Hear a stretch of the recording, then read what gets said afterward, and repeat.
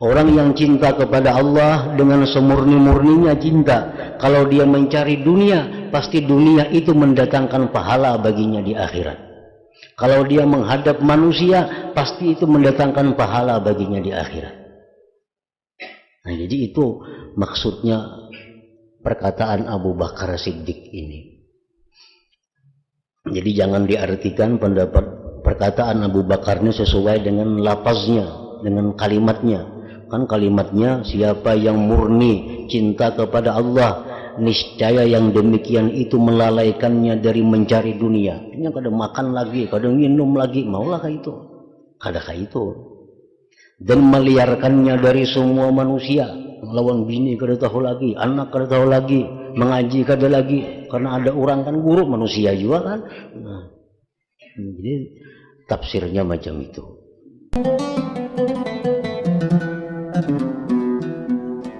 Bismillahirrahmanirrahim. Alhamdulillahi rabbil alamin.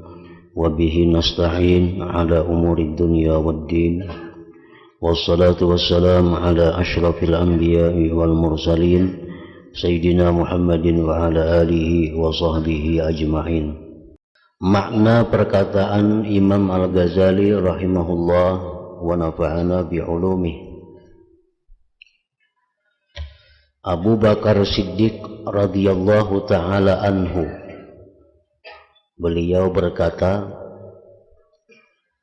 barang siapa merasakan daripada murninya cinta kepada Allah, niscaya yang demikian itu melalaikannya dari mencari dunia dan meliarkannya dari semua manusia. Barang siapa merasakan daripada murninya cinta kepada Allah, artinya orang ini cinta kepada Allah sudah 100%. Niscaya yang demikian itu melalaikannya dari mencari dunia dan meliarkannya dari semua manusia.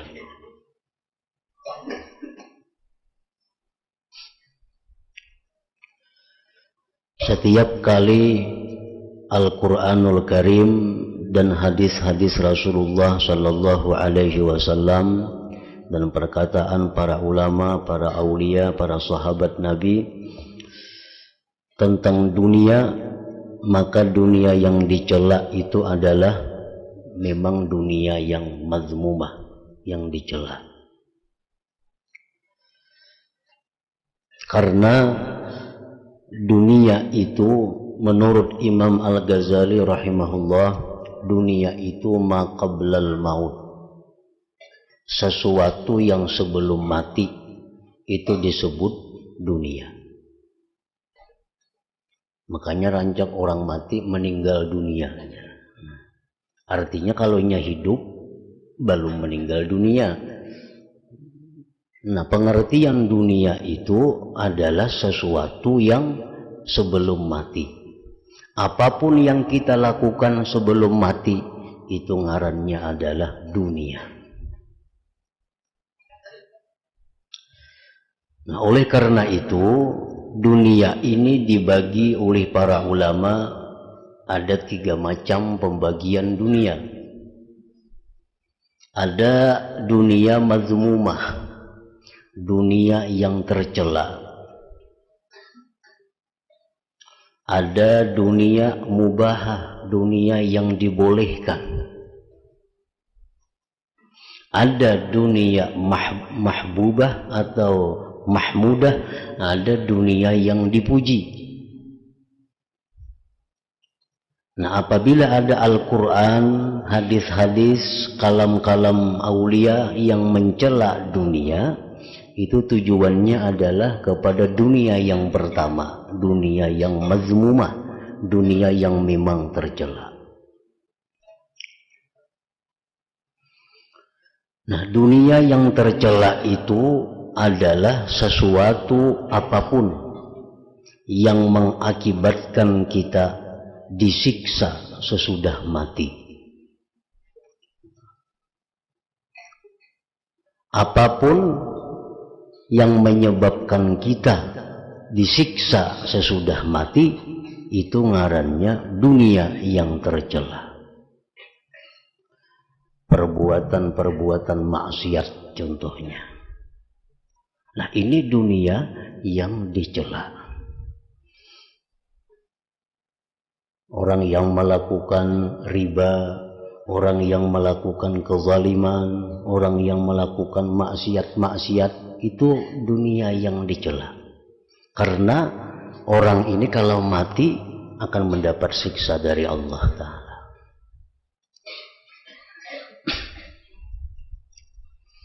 Yang kedua, ada dunia yang boleh, dunia mubahah.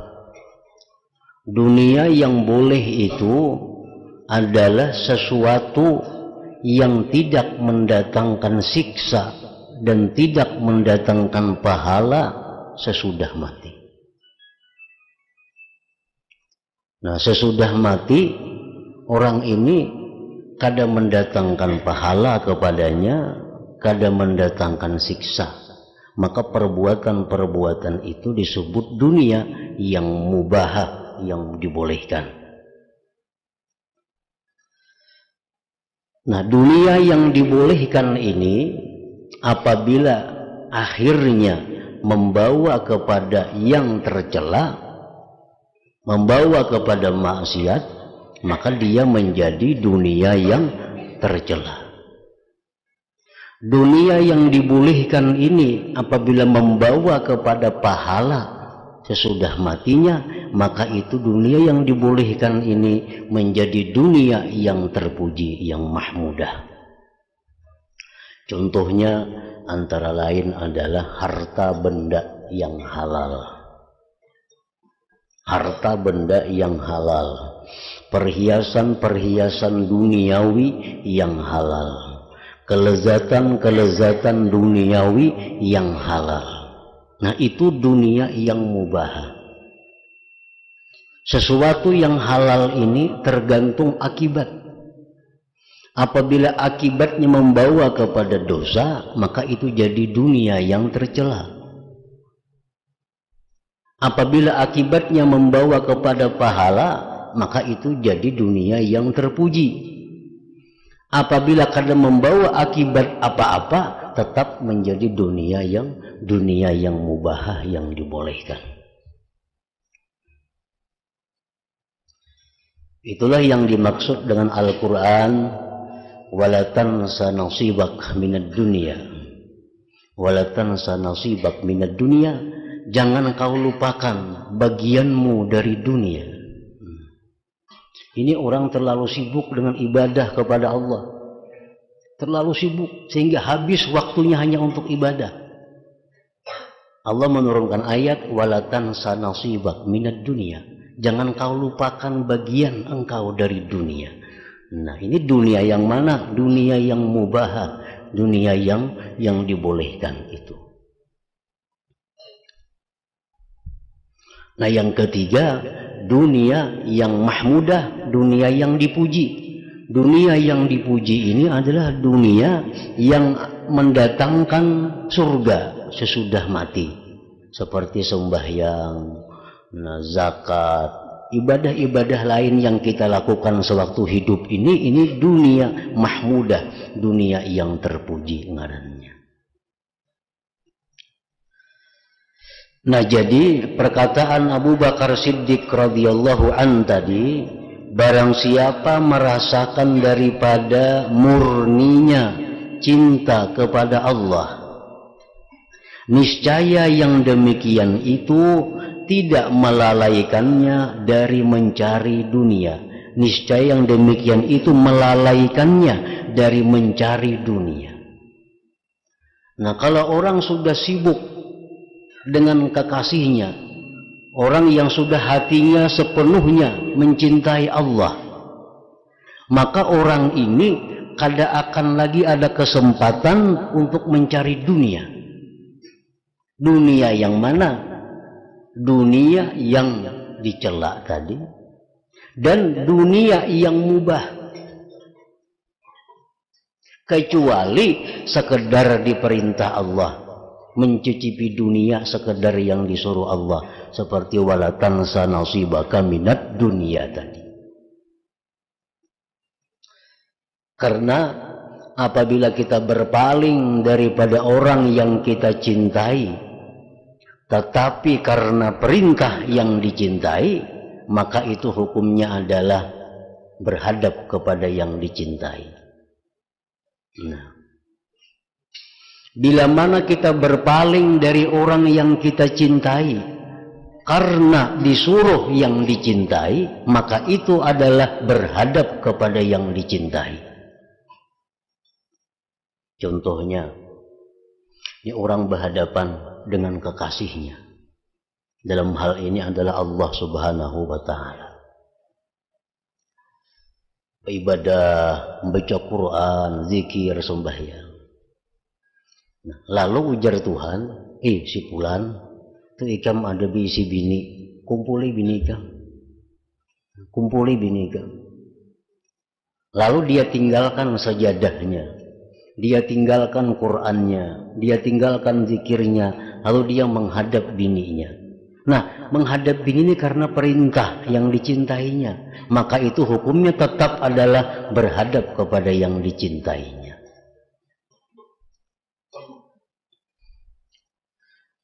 Seperti kisah yang terdahulu tentang Zulaikha, istrinya Nabi Yusuf alaihissalam. Begitu sudah hatinya Zulaikha ini dipenuhi cinta kepada Allah, maka Zulaikha ini kada peduli lagi Nabi Yusuf dengan ketampanannya. Zulaikha kada tergoda lagi, kada bernafsu lagi dengan Nabi Yusuf, dengan ketampanannya Nabi Yusuf. Dibawa guring ke kamar, kada mau Zulaikha. Aku aur, aku hendak berzikir, karena aku cinta kepada Allah. Nah, ujar Nabi Yusuf, aku ini membawai ikam guringan ini Allah menyuruh. Karena Allah akan menurunkan ada nabi pada zuriat kita ini. Nah, ujar Zulaikha, kalau Allah menyuruh, ayo aku guring ke kalambu. Meninggalkan pesahapan, meninggalkan sajadah. Tapi karena Allah yang menyuruh. Nah, jadi kita berpaling menghadap Allah karena disuruhnya, itu sama dengan tetap menghadap kepada Allah Subhanahu wa Ta'ala.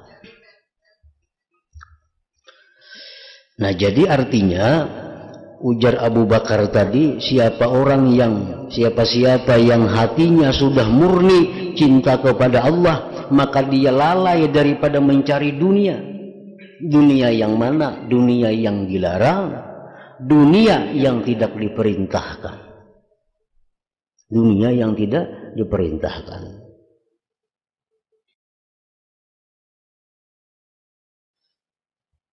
Dan meliarkannya dari semua manusia. Dia kada akan bergaul kepada manusia. Kalau sudah cinta kepada Allah, kada akan bergaul kepada manusia. Kecuali itu disuruh Allah. Kecuali disuruh Allah. Ini beribadah lawan Tuhan, itu memang kesenangannya karena sudah mencintai Allah sepenuh hatinya. Lalu ada orang datang. Nah, ada orang datang. Perintah Allah, bila ada orang datang, hadapi. Lalu kita tinggalkan sajadah kita. Kita hadapi orang datang karena disuruh Allah. Jakanya Allah kada menyuruh, kada dihadapinya orang datang itu. Nah, ini menunjukkan bahwa berpaling dari Allah kepada yang disuruh Allah sama dengan berhadap kepada Allah. Nah, kalau orang sudah cinta kepada Allah, andai kata dia mencari dunia, itu dunia yang mahmudah, dunia yang dipuji. Orang yang cinta kepada Allah dengan semurni-murninya cinta, kalau dia mencari dunia, pasti dunia itu mendatangkan pahala baginya di akhirat. Kalau dia menghadap manusia, pasti itu mendatangkan pahala baginya di akhirat. Nah, jadi itu maksudnya perkataan Abu Bakar Siddiq ini. Jadi jangan diartikan pendapat perkataan Abu Bakar ini sesuai dengan lapaznya, dengan kalimatnya. Kan kalimatnya, siapa yang murni cinta kepada Allah, niscaya yang demikian itu melalaikannya dari mencari dunia. Ini kada makan lagi, kada minum lagi, maulah kayak itu, kada kayak itu. Dan meliarkannya dari semua manusia. Lawan bini kada tahu lagi, anak kada tahu lagi, mengaji kada lagi, karena ada orang kan guru manusia juga kan. Nah, jadi tafsirnya macam itu. Kalaupun dia bergaul itu karena disuruh Allah. Kalaupun dia mencicipi dunia karena itu disuruh oleh Allah Ta'ala.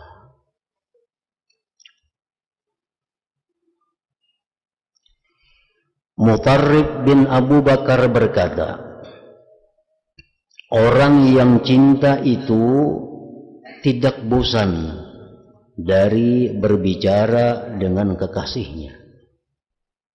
Orang yang cinta itu tidak bosan dari berbicara dengan kekasihnya.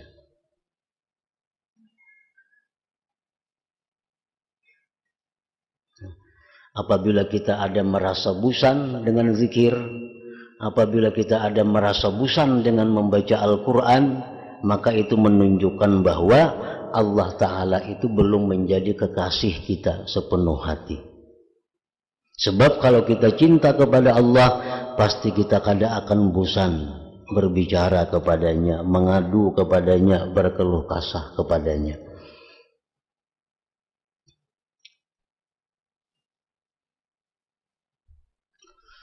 Allah Ta'ala mewahyukan kepada Nabi Daud alaihi salam, sungguh bohong dusta orang yang mengaku cinta kepadaku, apabila masuk waktu malam ia tidur meninggalkan aku. Tidakkah setiap orang yang mencintai itu senang bertemu dengan kekasihnya?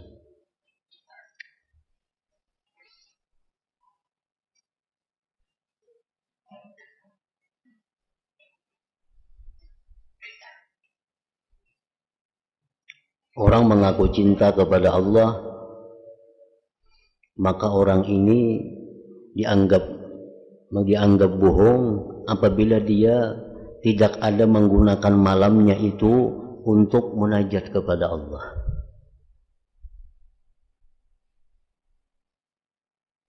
Karena waktu yang paling bersih, waktu yang paling tenang untuk munajat kepada Allah itu malam hari.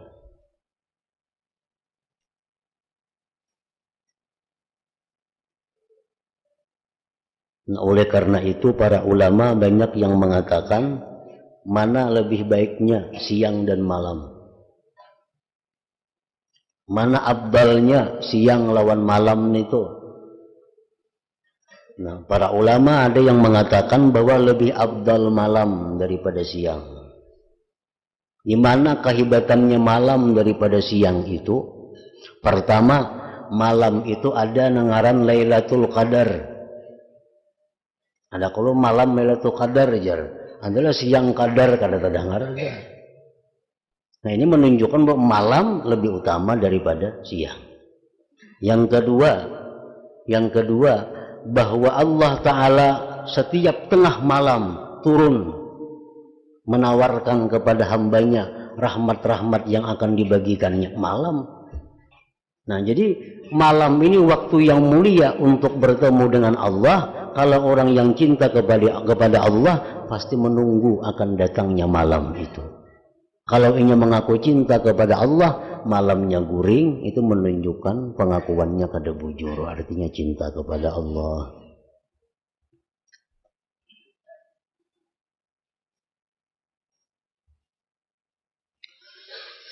Tidakkah setiap orang yang mencintai itu senang bertemu dengan kekasihnya?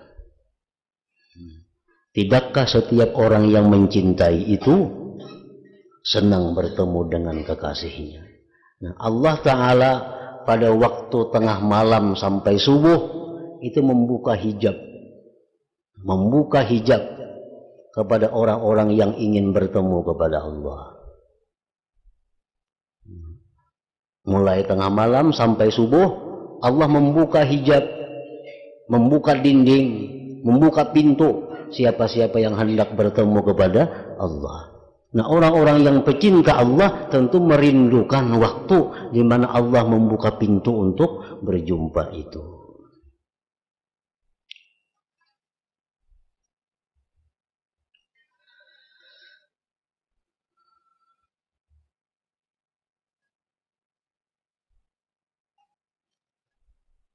Maka inilah aku, ujar Tuhan. Wujud selalu ada bagi orang yang mencari aku.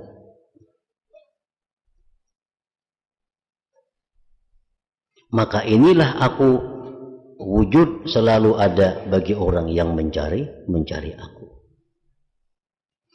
Nabi Musa alaihi salam bersabda, wahai Tuhanku, di manakah engkau? Di manakah engkau? Maka saya menuju kepadamu. Ujar Musa, wahai Tuhan, di mana engkau? Nyaman aku datangi. Nah. Allah Ta'ala berfirman, apabila kamu menuju bermaksud kepadaku, maka kamu telah sampai.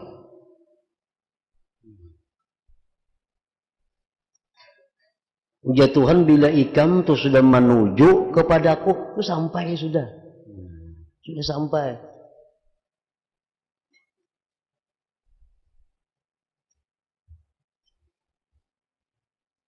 Apabila kamu menuju kepadaku, maka kamu telah sampai.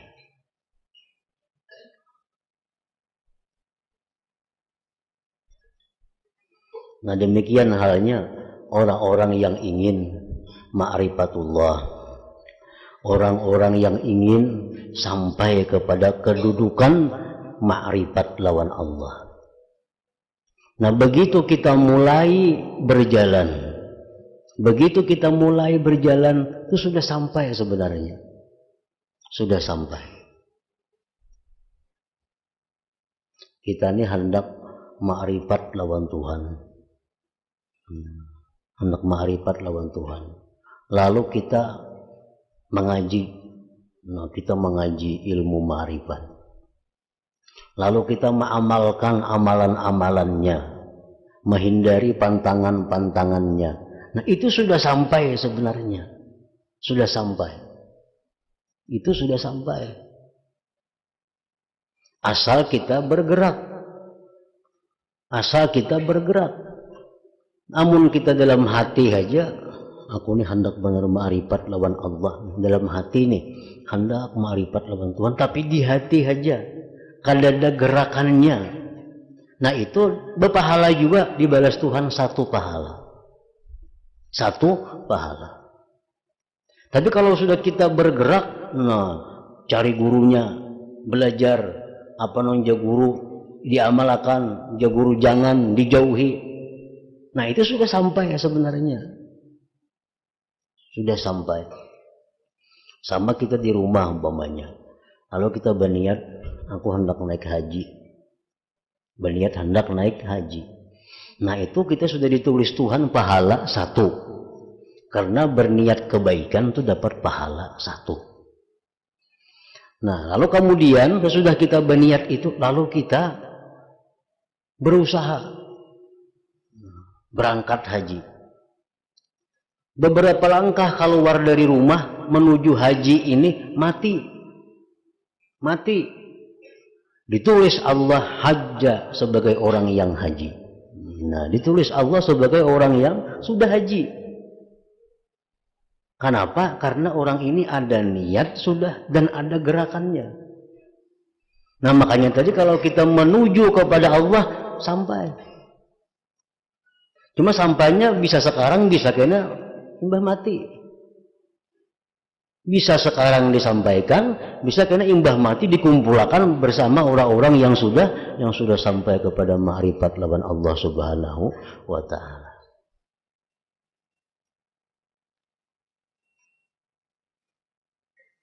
Imam Ghazali mengatakan ada dua. Yang pertama niat, yang kedua himmah. Nah, himmah itu lebih dari sekedar niat. Niat itu hanya dalam hati. Kalau himmah, nah itu ada gerakan. Niat-niat ada gerakan.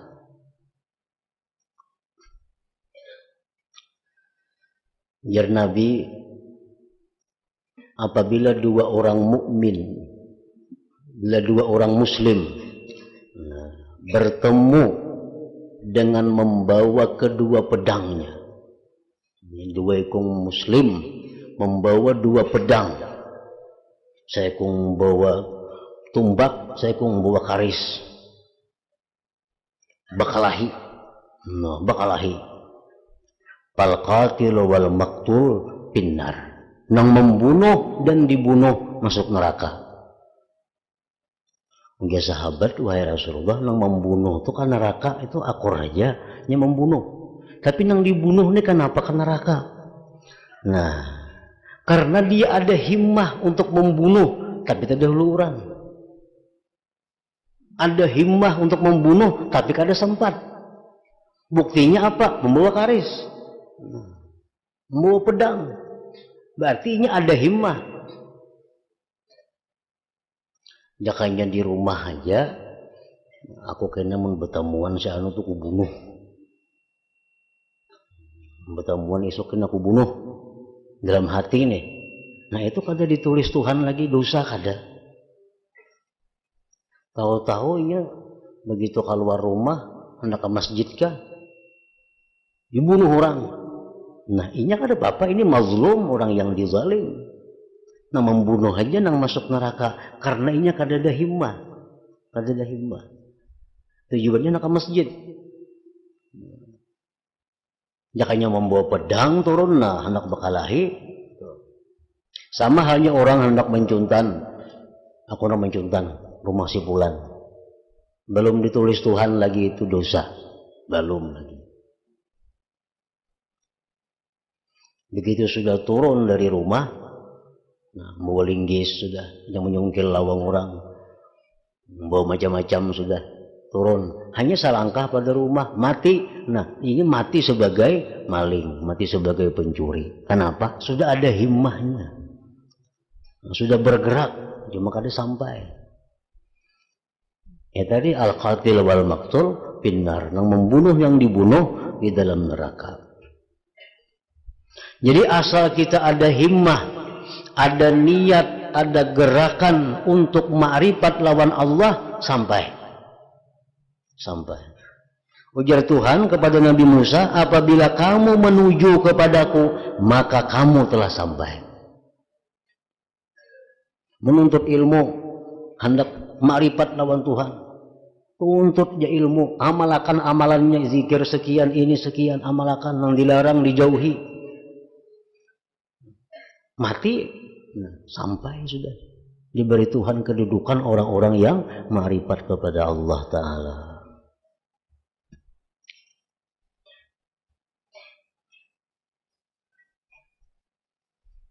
Ya kisah disebutkan dahulu Cacak. Cacak itu kenapa maka disuruh kita membunuh? Disuruh memati Cacak. Karena Cacak ini waktu Nabi Ibrahim dibakar, umpat meniup api supaya barau. Padahal seapal tiupan Cacak itu. Cuma ini himmah ngarannya, himmah Cacak. Himmah Cacak hendak membarawi api. Pada tiupannya kada memberawakan ke api. Tiupan Cacak itu cuma himmahnya. Nah, maka dihukumkan Cacak ini sebagai yang membakar. Himmah. Binatang kuduk, kenapa dihormati kuduk itu? Kuduk kada boleh dibunuh. Apalagi diulah umpan unjun.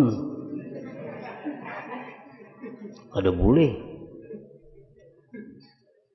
Kenapa sebabnya agama kita menghormati itu kuduk? Karena kuduk ini punya himmah yang mulia. Begitu Nabi Ibrahim dibakar, ini umpat menyambur supaya pajah. Pada saat apa ada samburan kuduk itu? Cuma himmahnya itu yang tinggi. Nah, Allah pandang himmah manusia. Kalau himmah kita ingin ma'rifat, Allah sampaikan kita kepada makam ma'rifat itu.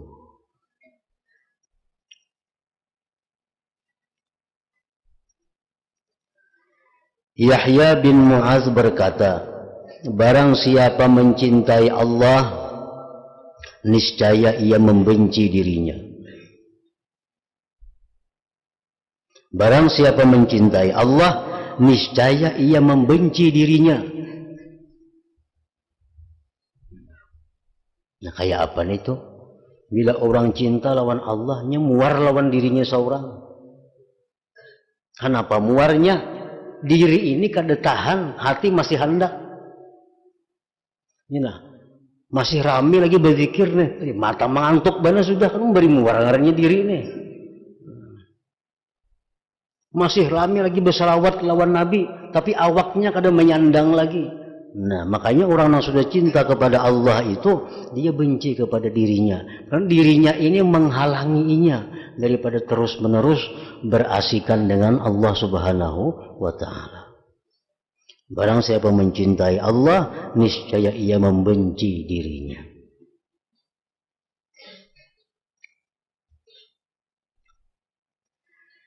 Yahya bin Mu'az berkata pula, barang siapa yang tidak ada padanya 3 perkara, maka tidaklah ia orang yang mencintai.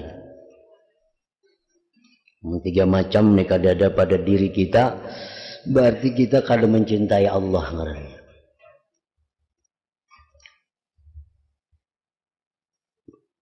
Satu, mengutamakan kalam Allah Ta'ala daripada perkataan manusia. Nah, mengutamakan kalam Allah daripada perkataan manusia. Arti mengutamakan itu menomor satukan. Artinya ayuha mendengari lain pada kalam Allah. Mendengari berita ayuha ada apa-apa. Tapi asal yang diutamakan itu kalam Allah. Itu ya bagian daripada firman Tuhan tadi, walatan sanasibak minad dunia itu. Jangan lupakan ada bagian engkau dari dunia yang mesti diambil. Mengutamakan kalam Allah Ta'ala daripada perkataan manusia. Kita maulah tugas, kita seorang yang maulah tugas. Aku bila imbah maghrib sampai isya membaca Quran. Tugas. Nah, lalu apapun yang menghalangi tugas kita itu, kita tinggalkan. Kayak apa aja raminya berita, kada melihat berita menimbah maghrib itu. Karena ini sudah kutetapkan aku mbah maghrib membaca Quran. Nah, ini salah satu tanda kecintaan kita kepada Allah Subhanahu wa Ta'ala. Makanya itu ujar Nabi, ahabbul a'mal ilallah adwamuhu wa in qalla. Amal yang paling disukai Allah itu amal yang terus menerus walau sedikit. Kenapa? Karena terus menerus ini adalah bukti bahwa kita ini disiplin. Bukti bahwa kita ini disiplin, bukti bahwa kita ini menepati janji kepada diri kita. Misalnya aku beramal, bila maghrib, aku beramal. Atau kita waktu misalnya bila jam 3 malam sampai pukul 4, atau pukul 4 sampai subuh membaca Quran. Nah, tapi tiap malam itu pasti ada menemui halangan-halangan, rintangan.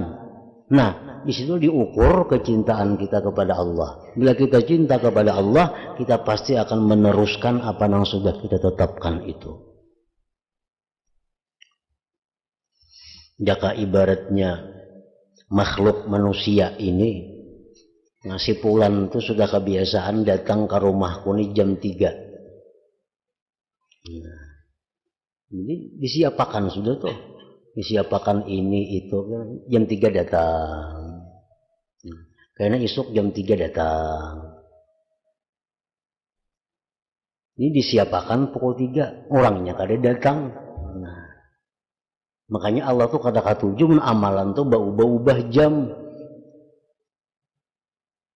Mun hendak beramalan waktu ini, tarusakan waktu itu, kekalkan di waktu itu.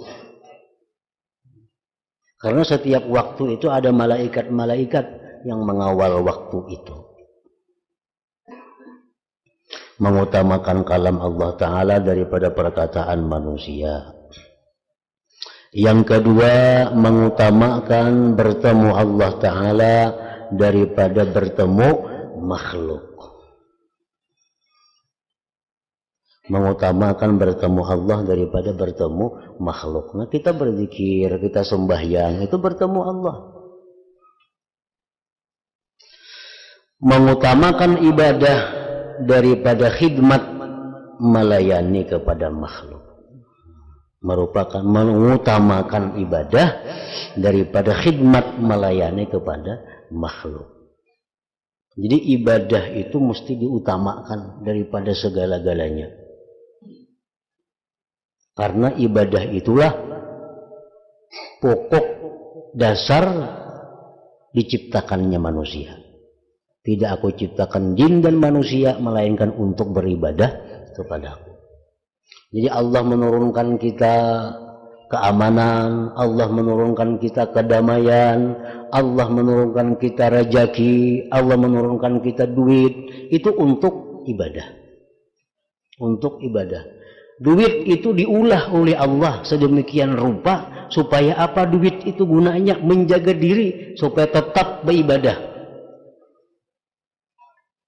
Biar habis duit tapi ibadah kada terganggu. Nah, itu maksudnya. Makanya diadakan Tuhan duit supaya kita sibuk beribadah, jangan lagi mengurus itu. Nah, kita kadang-kadang memalar duit awak dipaksakan ibadah tertinggal. Nah, ini menyalahi fungsi yang dijadikan oleh Allah. Allah menciptakan duit agar kita nyaman beribadah. Ini kada duit kita palar, awak kita korbankan, kauyuhan, sembahyang kada kawa lagi. Nah, mesti duit itu untuk melancarkan segala urusan-urusan ibadah kepada Allah. Dan itu duit bila digunakan kepada demikian diganti oleh Allah Subhanahu wa Ta'ala. Artinya kita kalah duit tapi menang ibadah. Nah, itu bujur kita menang duit tapi ibadah kita kada tagawi, ibadah kita terkurangi. Nah, itu nang rugi. Kalau kita mencintai kepada Allah, kita mengutamakan ibadah daripada khidmat melayani kepada makhluk Allah Ta'ala.